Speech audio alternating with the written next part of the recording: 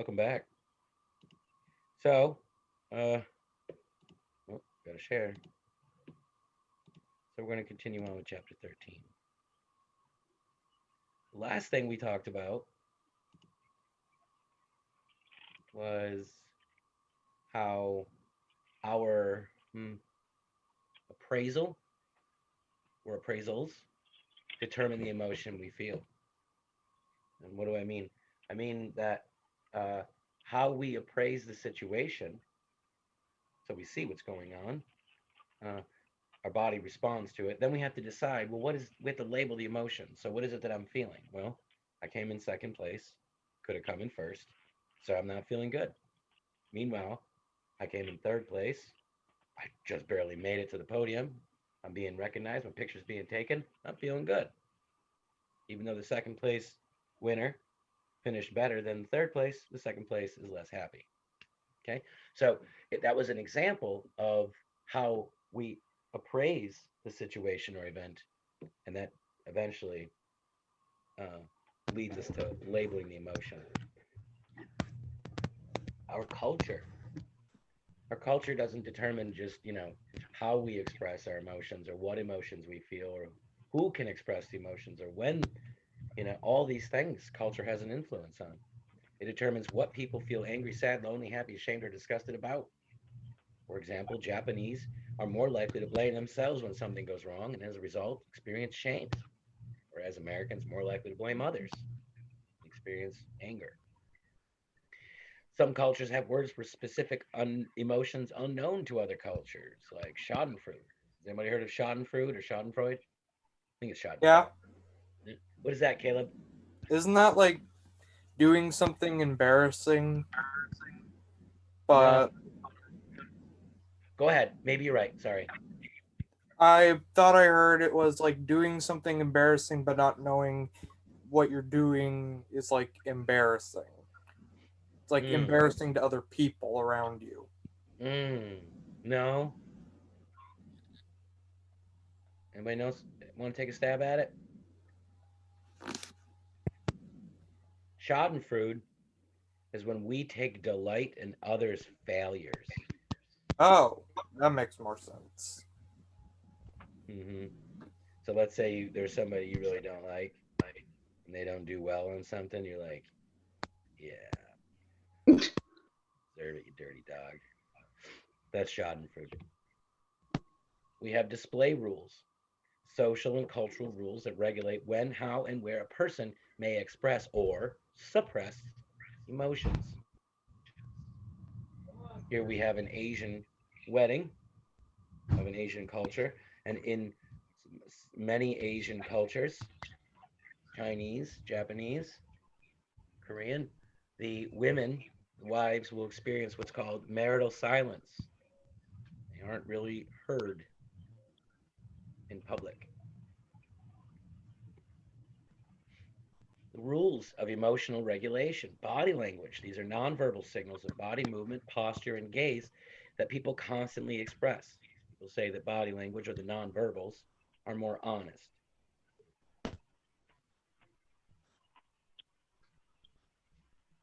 So you've probably told your kids this, or you've been told by your parents that it's not what you said, it's how you said it, you dirty dog. Emotion work is working on your emotions, right? The expression of an emotion, often because of a role requirement that a person does not really feel. So, a good example, imagine what's a job where people have to uh, act a certain way even though they don't feel that way?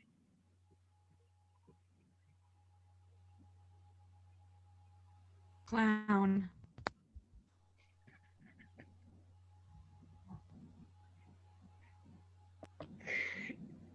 Clown? Yeah, yeah, I guess you're right. not not many people are clowns though. So let's get like something that's a little more broad than a clown. Oh, gosh, I needed that one. That was a good. What I else? didn't I didn't even think clowns felt emotions. I thought they were cold, soulless abominations. Caleb, where do you? All right, someone come up with a job where you have to work on your emotions and express something you don't really feel. The food service business. Yeah, customer service of any kind, right? Trust me, I had to learn about that. Yeah. Let's say you're a server of some kind. You're like, how y'all doing today? And you don't really feel all that happy, but your tips depend on it. What is it, Like the Tosh? door greeter at Walmart. What? Like the at Walmart. The greeters at Walmart? Yes, I don't the even think they Walmart have greeters. greeters anymore. I think they still do. Bill is a flight attendant and has been dealing with several rude customers on the flight. His outward expression, however, remains cheerful and he is polite to all the passengers. This is an example of emotion work. Gender and emotions. Research suggests that men and women feel the same emotions at about the same rates. Whereas the genders may differ, however, is in the expression of these emotions. The expression of anger seems to be more expected and accepted in men, while the expression of happiness is associated and expected from women. Hmm. And that's not only can women not express anger or displeasure or frustration, and they experience twice the rate of depression, but in addition to being censored and told what they can't do, they're also told to smile.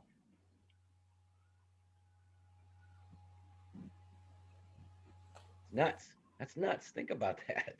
This is the world we live in today. Today. That's nuts. It's crazy. That's crazy.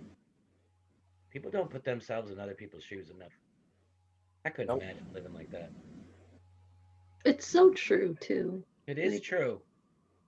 It's a terrible thing. Brig that. Yes, Tosh. Brig that. Bob's good to see your face, dirty dog. Welcome back. Where are your gummy bears? Over there. Okay, I was going to say you got to have gummy bears. So, factors that influence emotional expressiveness, our gender roles, cultural norms, and situational specifics. All right, we just talked about some gender roles last night. Well, I can't really talk. I mean, yeah, I'll talk about it. Last night. So, in my house, and I don't understand it. I don't understand it because it's very rare that my wife and I disagree. It's very rare that we're telling the children different things. I mean, very, very rare. They'll ask Christina something, hey, can I have something? And she'll say no. And they'll just walk to the other room and ask me, hey, Dad, can I have something? I said, well, what'd your mom say? And she said, no. I said, then no. Why are you asking me? My wife will yell to the kids, hey, we got to get going. Got to go to skating practice or hockey practice or whatever the heck, the chauffeur, wife, or mother has to do.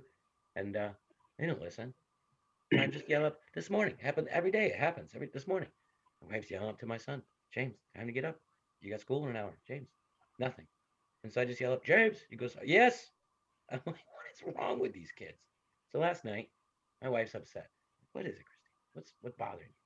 It's like these kids, you know, they don't treat me nicely. I said, dirty dogs. So I went to my oldest and I said, hey, look, your mom's not feeling well. She's feeling unappreciated. That's all I said. That is all I said. I didn't say go do something. I didn't say rally the troops. Nothing. But my oldest daughter says, got it. And she just ran upstairs and they all started like making cards and pictures and stuff and cleaning up and picking things up in the kitchen and bringing down their laundry that she still has to clean and fold for them. Dirty dogs. But the point is that a lot of the weight when it comes to bringing up family, right? Bringing families, raising them, is on the wife, is on the mother. A lot, a lot. And it's always like the unappreciated stuff, right?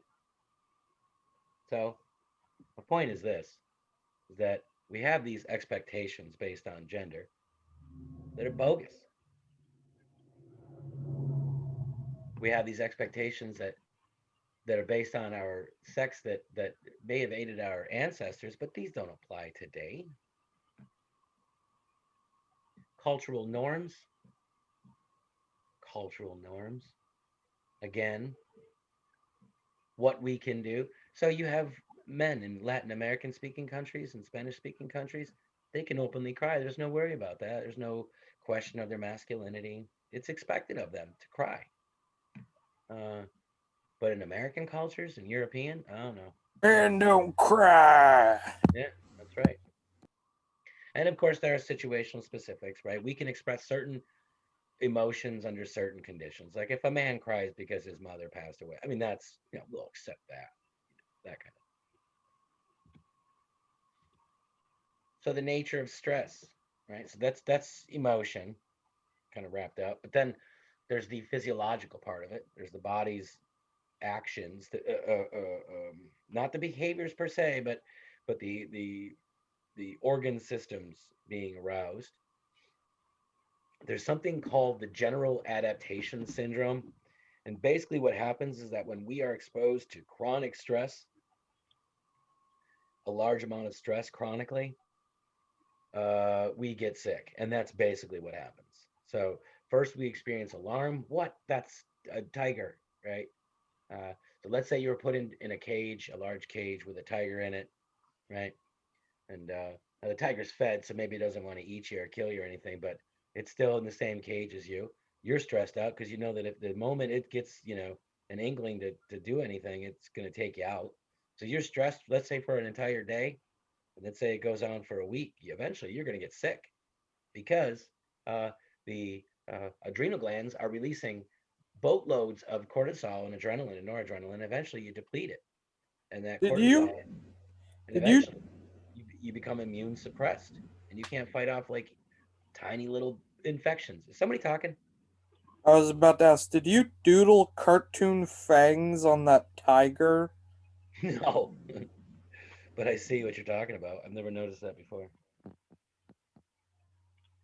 So we need to have that fight or flight response, but when we're exposed to chronic levels, high levels of stress over a long period of time, we deplete our resources of these hormones. And that's basically what this slide is about. The exhaustion phase. Eventually, we exhaust our stash or stored hormones. We exhaust what we have. We deplete it, and as a result, we get sick.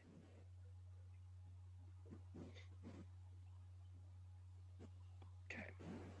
You should be aware of the HPA axis.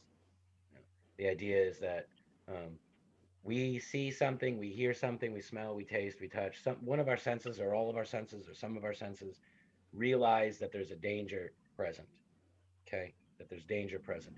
We then uh, mm, we then uh, I don't want to say stimulate, but our hypothalamus as a result is stimulated. We activate the hypothalamus, and the hypothalamus then activates the pituitary gland, and the pituitary gland activates the adrenal gland, and the adrenal gland is the one that releases the fight or flight hormones. So the HPA axis is only saying it's the hypothalamus communicating to the pituitary, and then the pituitary communicates to the adrenal gland. So just know that the HPA axis is what regulates our fight or flight response. And when we say axis, axis is another way of saying pathway.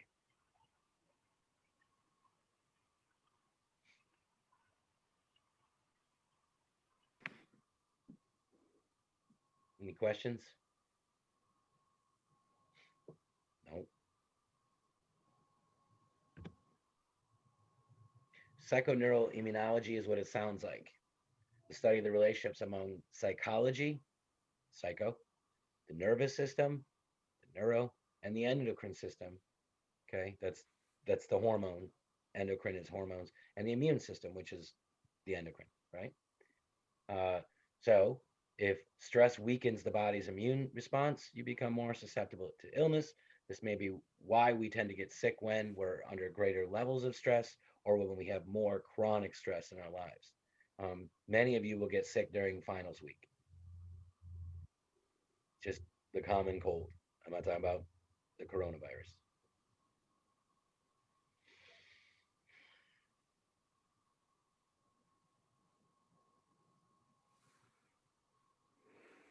People will often get sick um, when they have relationship issues, like if they have a breakup or something. People will get sick when they lose a job, and it's just because of chronic stress. Just remember, good people, you have this week, 2 days next week, and then one more week, and that's it. I know you are going to get through it. It does hurt. It is stressful, but you are going to get through it. You are going to do well.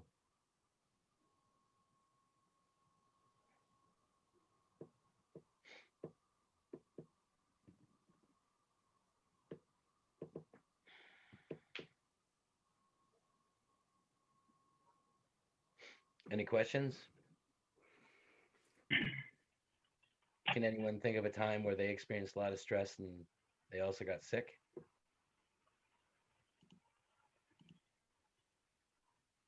Yes. Circus people.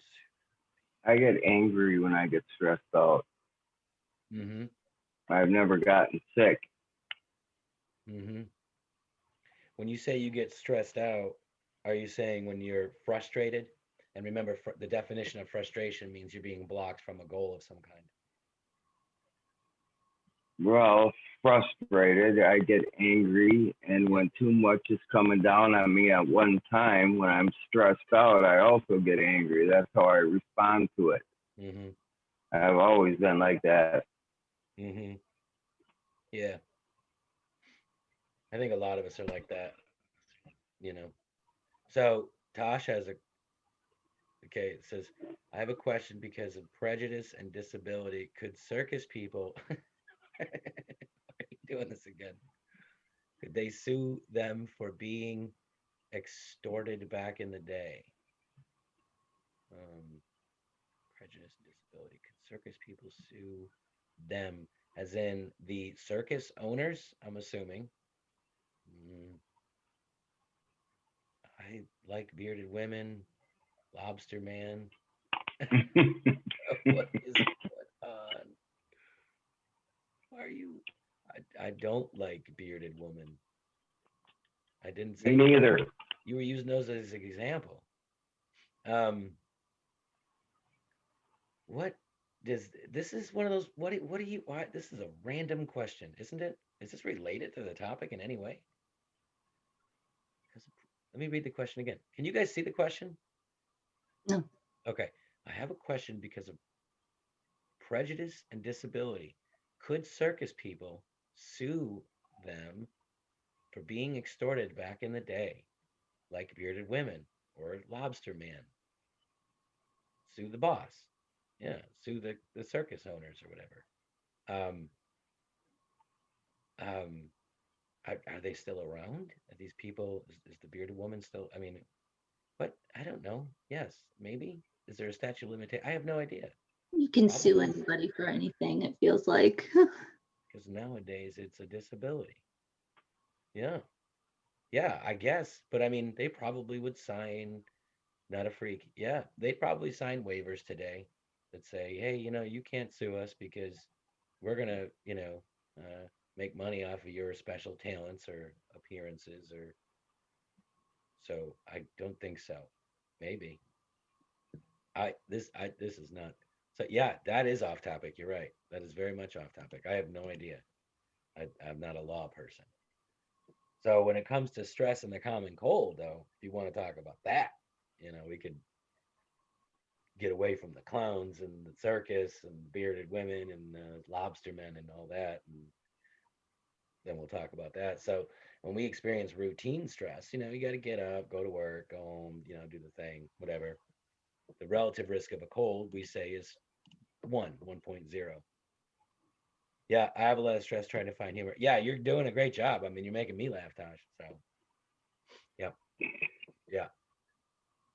Uh, But then if you have chronic stress, and they listed it by duration, so the longer you have stress, more likely you are to develop or to acquire a cold. Interpersonal relationship stress, work or unemployment. That's a big one. Or underemployment rather. Um, that can make you sick. The stress from work. Let's see what else we got. Stress in the mind. Optimism versus pessimism. Are you a glass half empty or a glass half full? Optimism is better for health than pessimism. Optimism or optimists take better care of themselves. Our health and well being may depend on having some positive illusions about yourself. So, what happens is that if we feel like we can't get through things, if we're a pessimist, if we feel like things are hopeless, our body responds that way. It physiologically responds. But if we say, if we convince ourselves, I got this, I'm on it, uh, then we are readying our body, right? We are activating, we are mobilizing um, different organ systems in our body to fight, essentially, to combat whatever the health risk is. So people with people with certain ailments, when they begin to feel depressed or whatever, their health gets worse.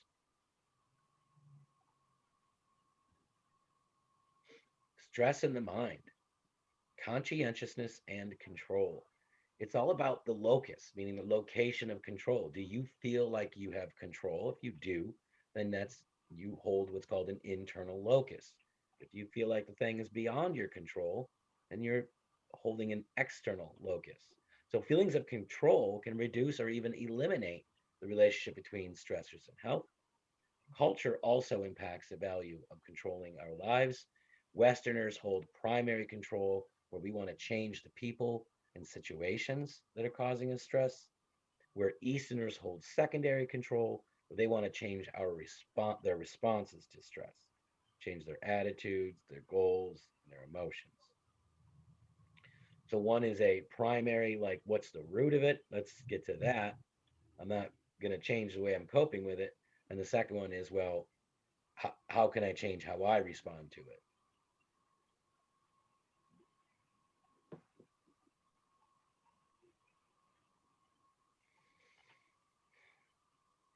Oh, oh.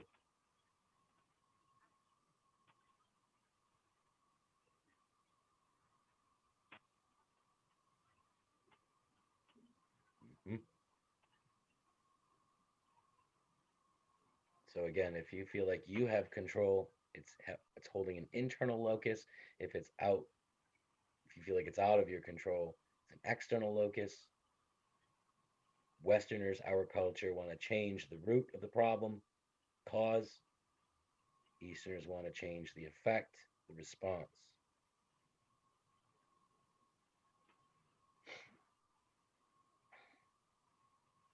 Tosh is going to type about some clowns again. Here we go.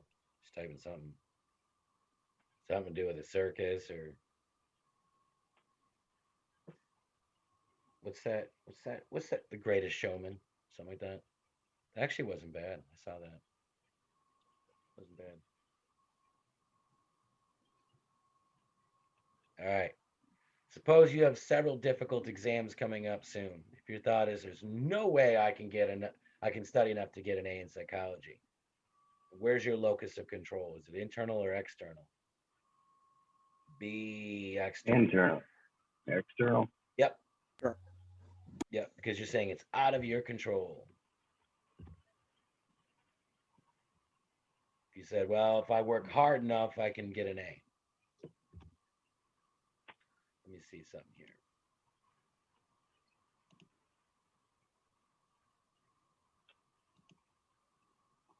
What happened? I stopped sharing for a second. All right. Okay. I guess we can either keep going and cover the exam. Tosh is like, no, let's not. we could either keep going with this lecture or we could finish it on Friday. We only have 15 slides left. So we actually went a little farther ahead.